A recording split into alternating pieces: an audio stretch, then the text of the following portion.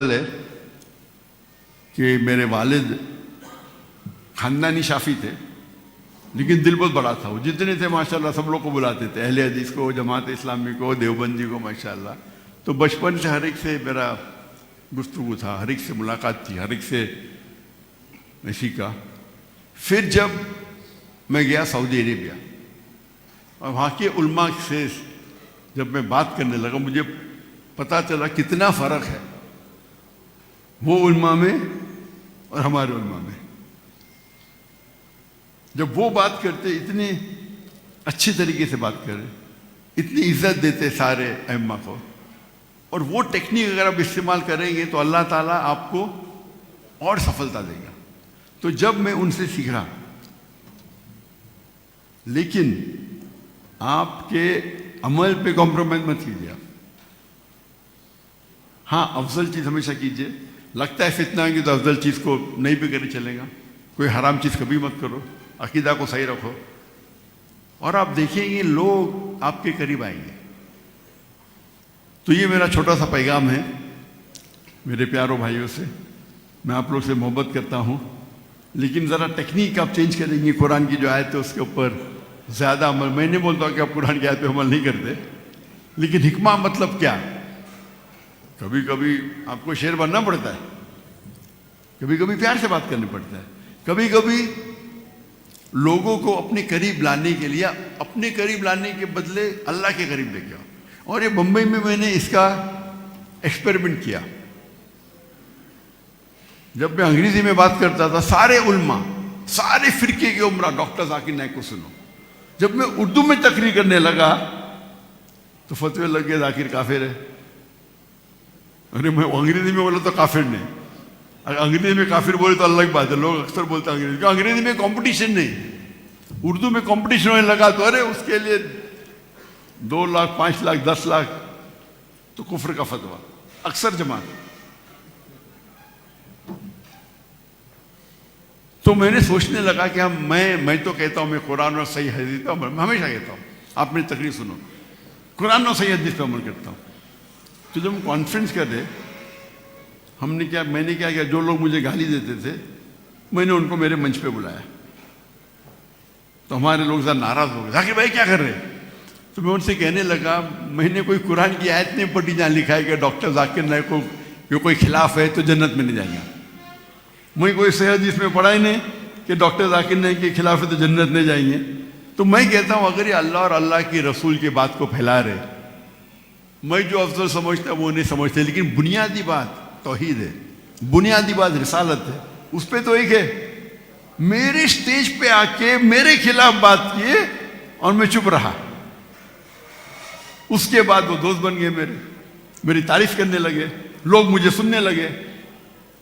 تو اگر آپ اس حکمت، اور میں سب جماعت کو بولتا ہوں کہ میں نے کہتا ہوں، اور یہ جب میں مدینہ میں اور ریاض میں علماء سے سیکھا تو وہ کہتے بھائی چاروں ائمہ اپنی جگہ پہ، لیکن چاروں ائمہ سے کوئی فتویٰ ہے بھلے افضل نہیں ہے اور کوئی فالو کرتا ہے اس کو صحیح سمجھ کے تو گناہ نہیں ہے. یہ بیسک اصول ہے.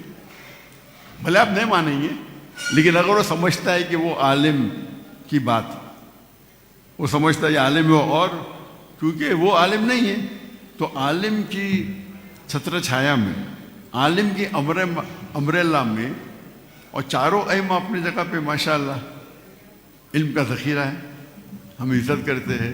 تو اس بات پہ کیونکہ ہم آج سمجھتے یہ افضل ہے، اس بات پہ اختلاف ہو تو نقصان زیادہ ہمارا ہے. غیر مسلم دیکھیں گے مسلمان دکھتے نا، وہ حنفی کے، شافعی کے، حنبلی کے، مالکی کے، سلفی کے، جماعت اسلامی، دیوبندی کے، بریلوی، وہ دیکھتے مسلمان پیٹو. ہم اگر ایک ہو جائیں گے تو آپ دیکھیں گے اللہ کی مدد اور رہیں گے آپ کے پاس.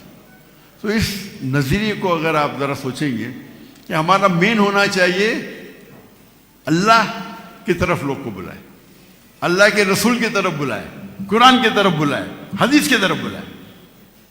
میں تو کہتا ہوں صحیح حدیث، یہ حدیث ضعیف بھی ہوتے، موضوع بھی ہوتے. تو یہ چھوٹا سا میسیج میرا تھا. اگر میں نے کچھ آپ کا دل دکھایا تو معذرت چاہتا ہوں. اور اللہ سبحانہ و تعالیٰ جو چھوٹا میں کام کر رہا ہوں اسے قبول فرمائے. اور مجھے خوشی ہوئی کہ پیغام ٹی وی جب قائم ہوا, مجھے خوشی ہوئی کہ نہیں تو اکثر آپ دیکھیں گے جتنے چینل ہیں وہ صحیح میسیج نہیں دیتے. تو صحیح میسیج دینا امپورٹنٹ ہے, اور اس کے ساتھ ساتھ آپ کوالٹی کو انکریز کرو. کوالٹی, کوانٹٹی نہیں. آپ کوالٹی کو انکریز کریں گے تو لوگ اور دیکھیں گے. آپ کے چینل کی کوالٹی کو انکریز کرو. نمبر آف پروگرام ضروری نہیں, کم پروگرام بناؤ. ہم بہت کم پروگرام بناتے ہیں, لیکن ایک پروگرام کی جو تعداد ہے دیکھنے کی وہ زیادہ ہونا چاہیے. کوالٹی کی پروگرام اگر آپ پروڈیوس کریں گے تو لوگ اور دیکھیں گے, شیلف لائف بھی زیادہ رہیں گی, اور ثواب بھی آپ کو زیادہ ملے گا. اس پیغام کے ساتھ میں میرے چھوٹی سی تقریر کی ختم کرتا ہوں. وآخر الدعوانا الحمدللہ رب العالمین.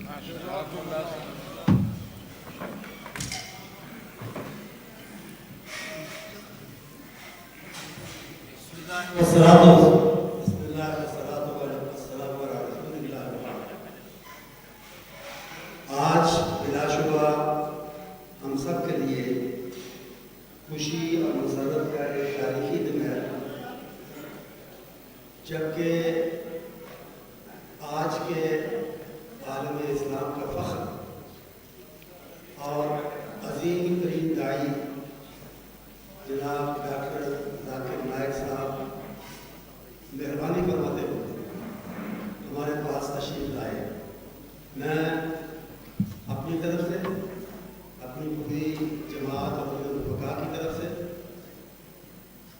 اور اہل پاکستان کی طرف سے ان کا اور ان کے صاحبزادے جناب فارغ نائک صاحب کا دل کی اتھاہ گہرائیوں سے, رسمی طور پہ یہ الفاظ میں ادا نہیں کر رہا, دل کی اتھاہ گہرائیوں سے ان کا اور ان کے صاحبزادے کا شکریہ ادا کرتا ہوں. اس کے ساتھ ہی میں شکریہ ادا کرنا چاہوں گا جناب میاں منظور احمد صاحب کا, جناب مستعصم صاحب کا. اگرچہ ڈاکٹر صاحب نے فرمایا اپنی گفتگو کے شروع میں کہ وہ مہربانی کر کے خود تشریف لانا چاہتے تھے, لیکن ان کی آمد میں جو سہولت فراہم کی ہے اور جو مدد فراہم کی ہے ان دونوں حضرات نے, میں اس کا بھی شکریہ ادا کرنا چاہتا ہوں. اس کے ساتھ ہی میں حکومت پاکستان اور حکومت پنجاب کا بھی شکر گزار ہوں, جنہوں نے اس کے لیے سیکورٹی وغیرہ اور دوسرے بندوبست کیے. اور آج کی ہماری یہ اہم ترین اور انتہائی قیمتی ملاقات محترم ڈاکٹر ذاکر نائک صاحب سے ممکن ہوئی. میں ایک دفعہ پھر ان کا شکریہ ادا کرتا ہوں.